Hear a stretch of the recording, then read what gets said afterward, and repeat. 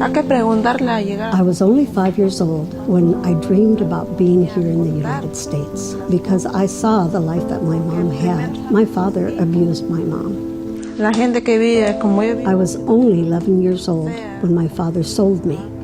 My husband was 28 years old. He was very abusive, always hitting me. Life was really tough in Mexico. I had no choice. I had to leave. I got here and started to work. Eventually, with time, I was able to get my paperwork so I could live here legally. Where there is work, there is money. You can provide for your children.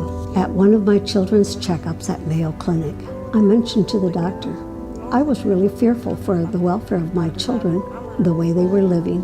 That's where the help started. Mayo Clinic makes the referral. The care coordinator had said, I don't really know what's going on. We just know that the family has some issues in the home. The first apartment she had been in, the ceiling fell in on her. And then in this apartment, that ceiling came down on them at the kitchen table. There was some water damage and there was water leakage, mold on the baseboards. There was mold you could see in the wall, which had been just painted over.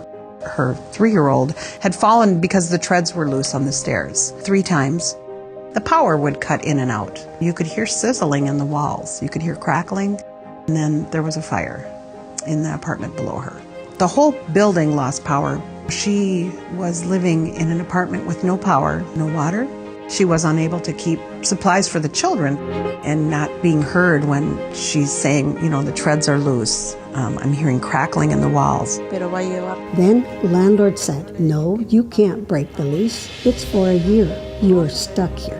If you break the lease, then we will take you to court. When the worker came from IMAA, I felt I was not alone. I knew I had somebody who was watching out for me.